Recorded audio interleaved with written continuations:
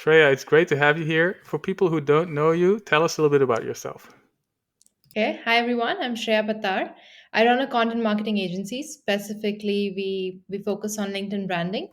And apart from that, what I love to do is also I teach freelancing online. So that's most of what I do on Twitter. That's most of what I do on Instagram as well. I teach freelancing. I've written 7 ebooks. I've created one course, and just kind of helping people find their first client, understand how to get into the space.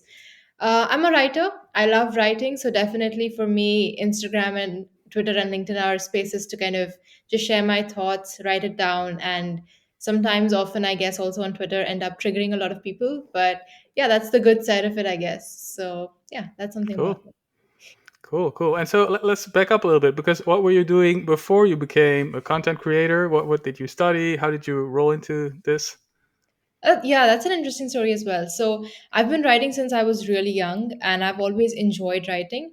But of course, I wrote something like poems, or I wrote about how bad my day was at school, or how much I hated maths. I wrote about such things.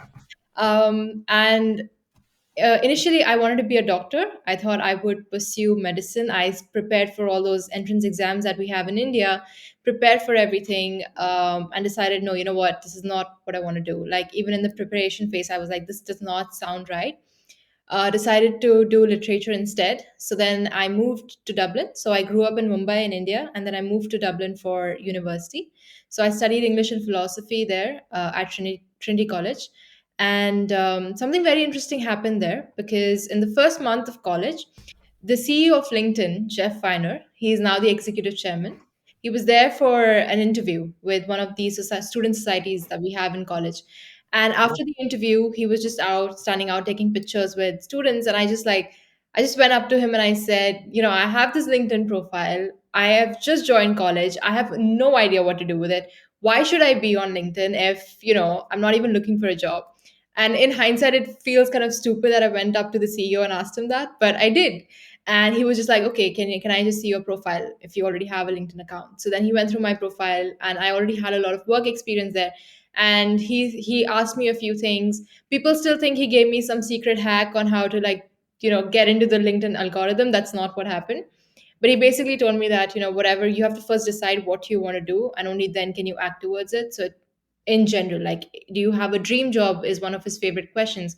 And I was blank. I didn't know what my dream job was. So he was like, first you need to know what you want to do, and then you can kind of, track your way towards it. Anyway, I wrote a post about that meeting. That was my first ever post on LinkedIn. It went viral. It had like over a 1.5 million views. And because of that, I got so many people who messaged me saying, Shreya, you wrote this post so well. Can you also write for us? And at the time, I had some experience in content writing because of my internships, but I didn't ever freelance at that point. Like, I had no idea what freelancing was, how to do it. But when people started approaching me, I just started saying yes, and started getting some clients, making some money. So that's how everything started. So I got into freelancing pretty much by this, like this fate, luck, destiny kind of thing, and I kept up with it. So now it's been like 4 years since this happened. I decided to graduate college a year early so that I could focus on this full time. I started my own agency. I'm a creator as well, and yeah, that's how it's all progressed. Very cool. Let's unpack a couple things because you said you didn't want to study medicine. You went to do literature, but the I guess the magic for the written word, that when did that come? And did it come from your parents, or how did that come in your life? So I've grown up around a lot of books for sure because my dad loves reading. So my mom and dad, like, I've always seen them with books, and my dad often tells me that when I was younger, like when he was sitting with a book, I used to just go pick up some book, hold it upside down sometimes because I didn't know how to read, obviously, and I used to just keep imitating him and flipping the pages. And he tells me this just to remind me, like, what, you may not remember this, but this is what happened. This is how you got into it.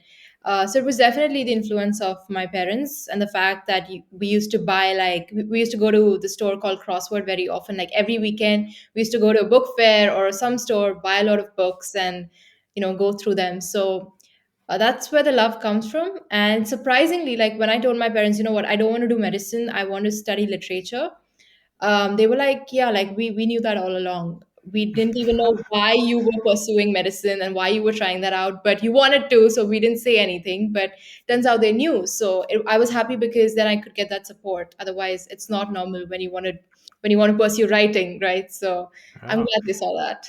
Yeah, I hear that more. So, in some cultures, I guess parents they try and push their kids towards certain professions, but for you it was the other way around. You maybe thought like, hey, my parents would love for me to do medicine, or I see other parents that also try to push their children here and there, but that wasn't the case for you.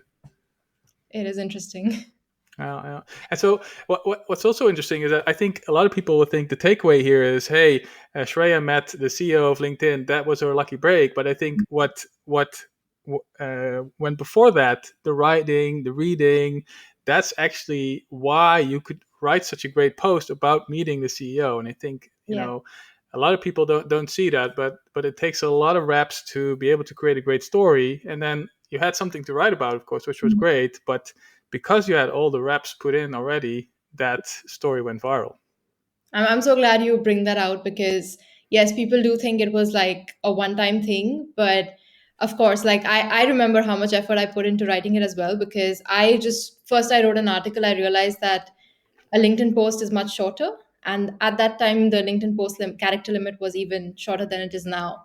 So I did put in a lot of work. And I think more importantly, it's not just like, the one post, of course, it got me a couple of clients. But after that, if I hadn't been consistent on LinkedIn, I wouldn't be here today with this. So I'm really glad you see that and you bring that out. Yeah. A lot of people think like, just you get a lucky break and then all of a sudden things just click. But it's all the work that went before that actually made that happen. Yeah. And so okay, the post went viral, 1.5 million views. That's a lot.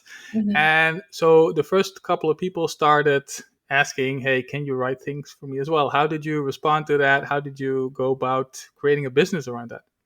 So the first person who told me to write for him, he wanted me to write exactly about that topic. So he wanted me to write about my experience, and he would put it up on his blog because he used to bring out such stories on his blog.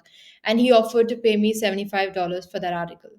And it was very interesting because whatever I'd heard of at until that point, especially about Indian freelancers, was that you would struggle to get paid like even $10 for an article. And that's true. Even till date, people do struggle to get that much. So for me, that was very interesting. And I think that was also important for me because once I realized that, hey, like somebody's willing to pay me $75 for like an article of roughly like 400, 500 words, I realized that this should be my starting point. This is also why I started calling myself like a premium freelancer because I understood that people are willing to pay more if you just ask for it. So yeah, so when somebody approached me, like in my head, it was like, okay, there's something about my writing that this person really likes because $75 for a student, like a broke student who's never made money online, that's a huge deal. I just said yes, and then in the same week, I had a couple more people saying, "Can you write brochure content for us? Like all these different things. Can you write social media content?" This one person had just launched a gym, and he wanted me to write original phrases that could go up on the walls of the gym. So when I say like the most random things, like I just said yes to everything, and I just kind of got experience working with people and they were happy with it. And a lot of trial and error for sure. A lot of like, okay, you don't get paid on time, a lot of work has to be redone because it wasn't like we weren't in sync about the expectations and things like that. And I learned everything through trial and error because I didn't have access to courses at that point. I didn't even know freelancing or like courses were a thing in the freelancing world. Um, and whatever courses I saw, they were by these big creators talking about $10,000. And for me, $10,000 feel at that point felt like a scam. I was like, that's not happening. So let's just stick to $100 a month or like 500. That's okay. So yeah, a lot of trial and error, but just saying yes to things and then working my way up from there.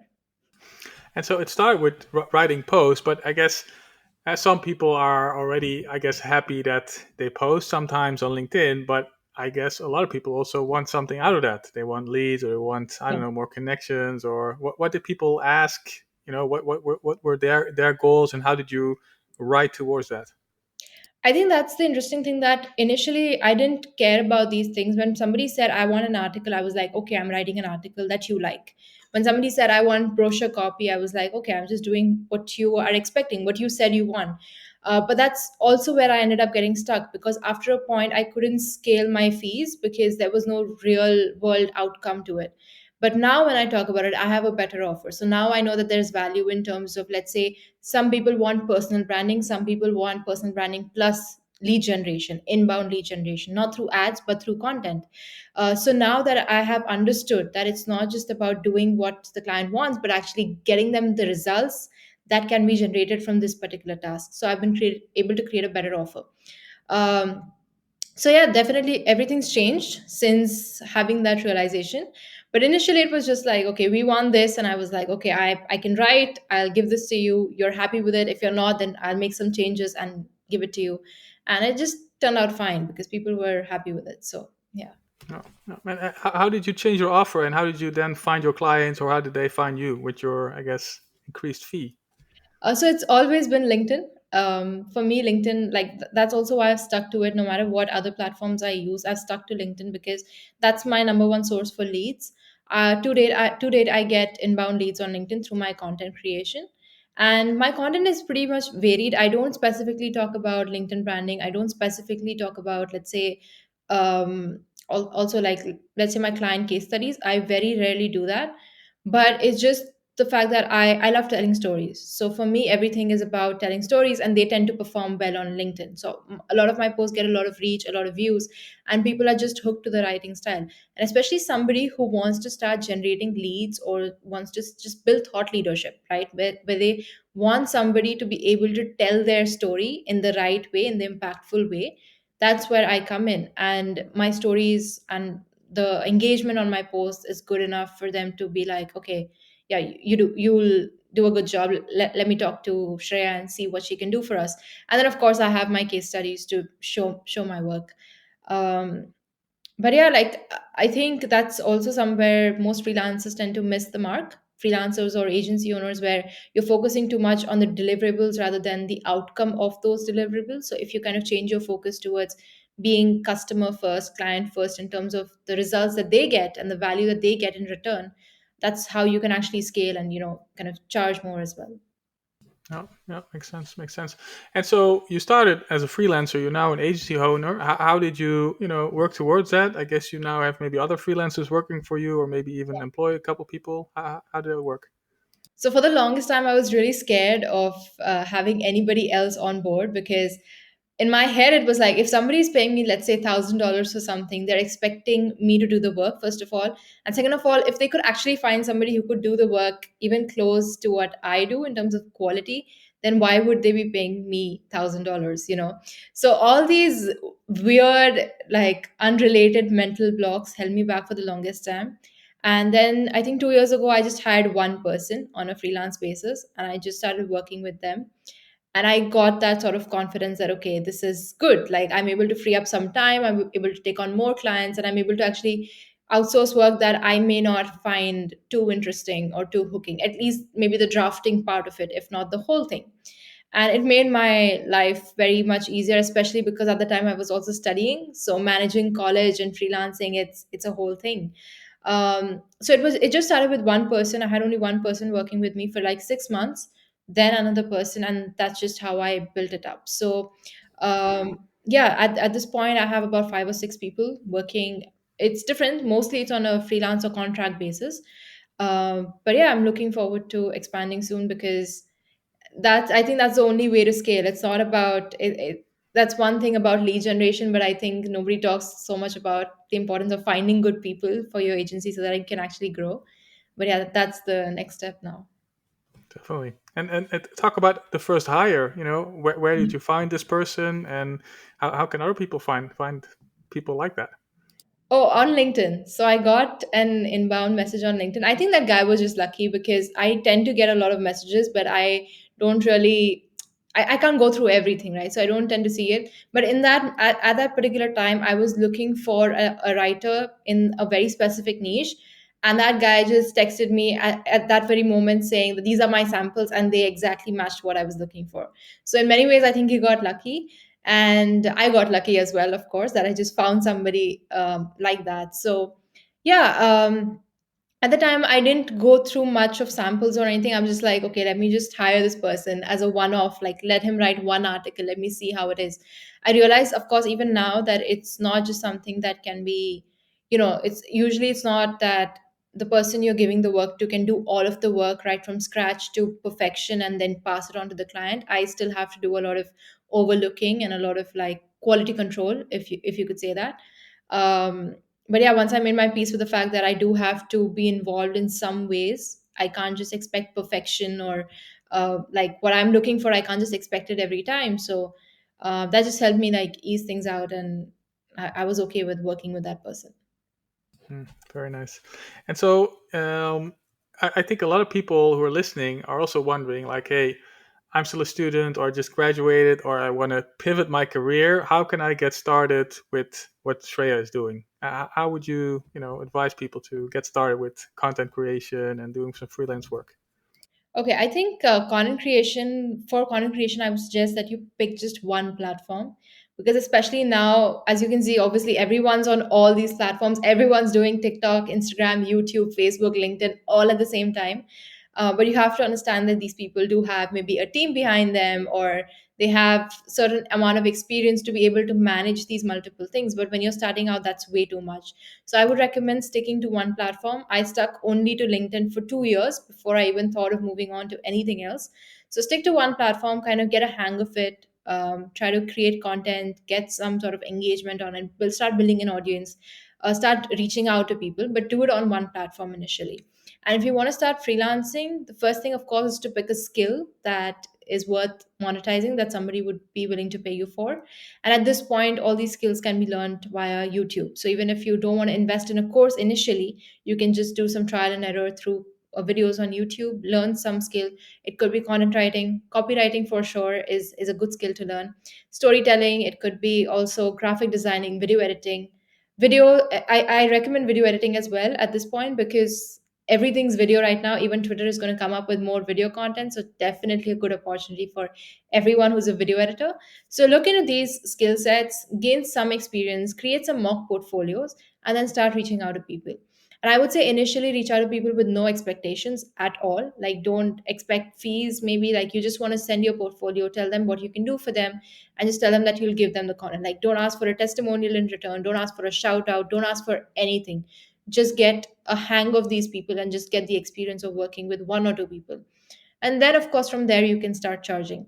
Now this is me very much oversimplifying things, because there's only so much I can say here. But of course it has to do with, first learning a skill set, creating something related to it, and then reaching out to people and sharing how you can help them out. Yeah, makes a lot of sense. Makes a lot of sense. Um, you mentioned also you have an agency, you're freelancing, but you've also started building courses. How did that go? It's been great. So my favorite type of info product is ebooks, because of course I love writing. So for me, ebooks are the best thing. So it started off with one ebook called hashtag anthology, and that was just a collection of my top performing LinkedIn posts.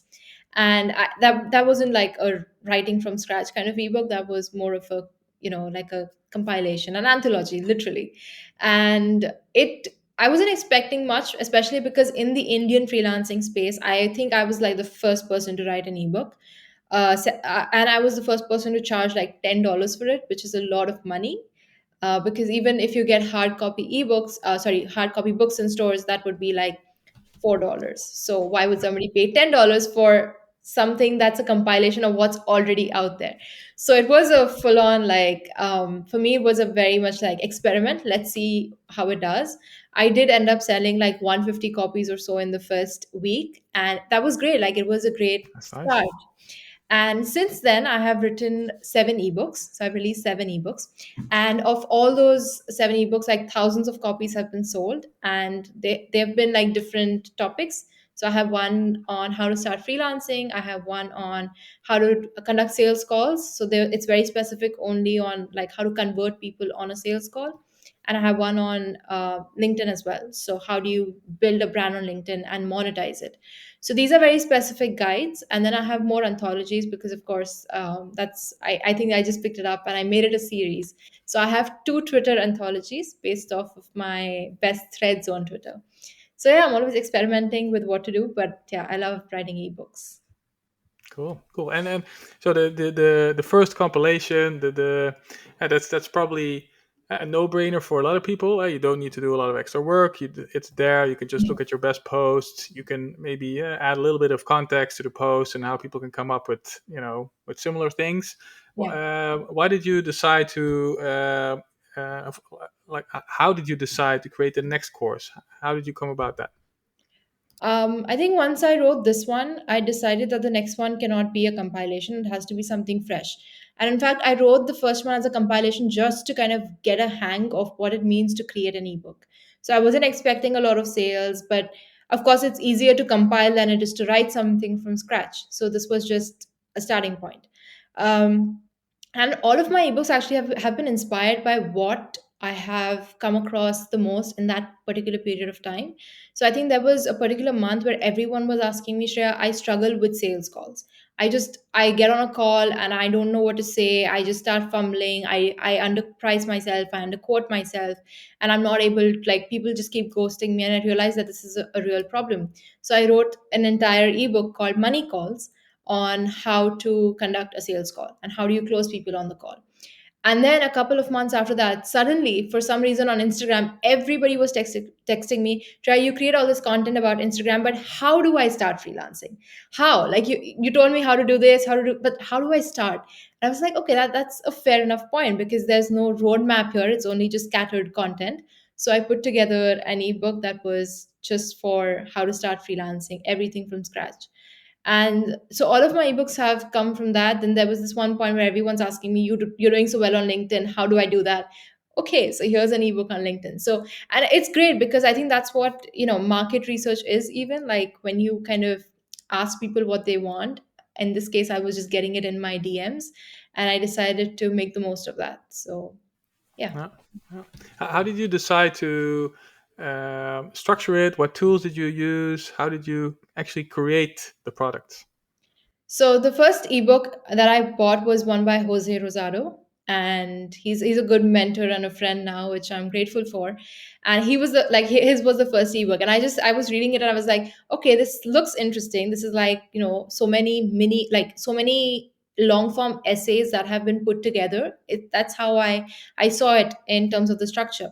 And then I bought his ebook about how to write an ebook, and I went through more of his. I only bought his ebooks after a point just to like understand the It's structure. fun. How does he do it?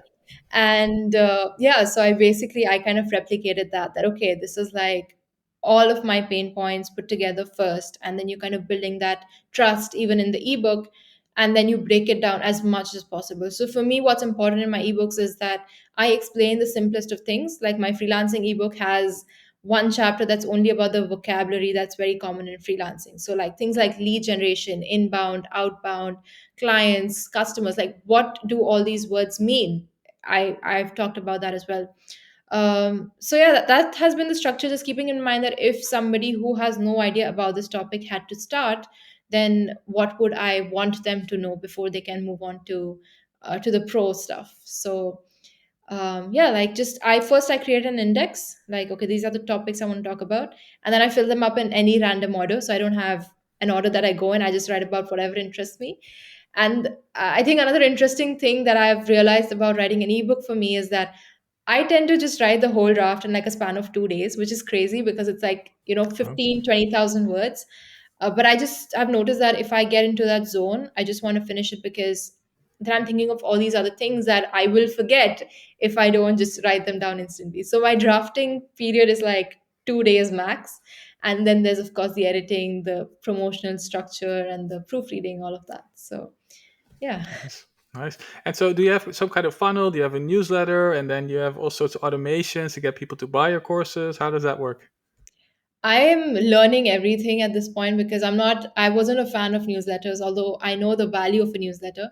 So I started one this year, which is way too late for somebody who's been creating content online for like 3.5 years. But yeah, I have a newsletter now. I have over 7,000 subscribers, which I think is a great start. And automations, I did a Black Friday, Cyber Monday weekend sale, and we had an automation set up for that. So that was my first time doing an automation. It did really well. And I'm like, Very okay, I good. need to learn all these things now. It's high time. Yeah, yeah, yeah. Funny, yeah. Yeah, Yeah. it's yeah, you're always at the whim, I guess, of all those algorithms of LinkedIn and Twitter, and if they decide to change something, you might not get as much impressions as you did before. So it's always a great idea to start a Yes. newsletter. Yes. It doesn't matter if it's later. Better to do it sooner, I guess. But it's good that you started that. How did you decide what software to use? How did you decide what content to create for that? Tell us a little bit about that. I for the newsletter I picked ConvertKit, and I just found it to be the easiest. I think it's also the most pricey, based on, like, for some reason a lot of people tell me that you shouldn't be using that. Why don't you go for some other things? But I just found their interface is really good, so I've just stuck to ConvertKit for now. And topics, I'm really broad on what kind of topics I like to talk about. I use the newsletter as a format for storytelling more than anything else, so I relate things back to freelancing as much as possible, to online content creation as much as possible. But I'm very open. Like, I think one of the newsletters I did was about my gym progress pictures, and I still don't look like I work out, but the thing is that if you look at me from 2 years back, you can see the difference in who I was and who I am now.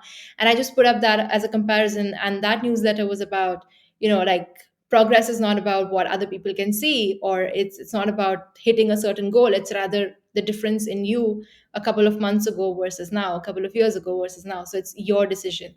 And I think this writing style is inspired a lot by Alexander Cortez, because his newsletters are really long, they are narrative. I love reading them. They're so long, but I read every single word of them. And I think I've just picked up his writing style in many ways. So yeah, my newsletter is very broad that way. Nice, nice, cool, cool.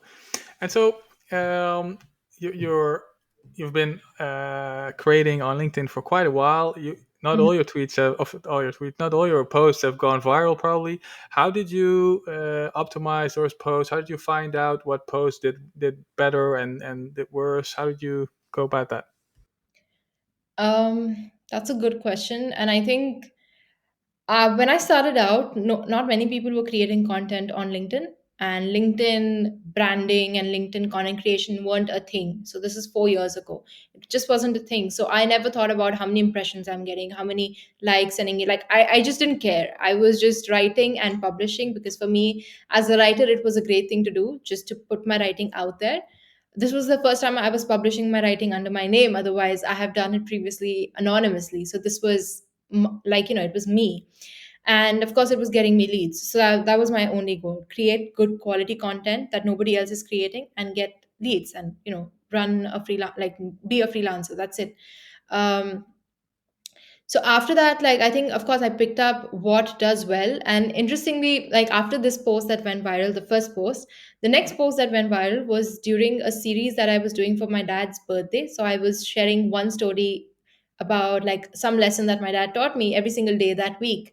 And that one of those stories from that week went viral. And viral as in, like, it had like some 5,000 likes or something, which was way above average for me. And eventually I realized that this is something that people love. I started sharing more dad stories, and now at this point, Shreya's dad is a thing on Twitter. Like, Shreya's father is a thing, because people love, like, anytime I talk about my dad, people love it on Instagram and on LinkedIn as well. So that's one of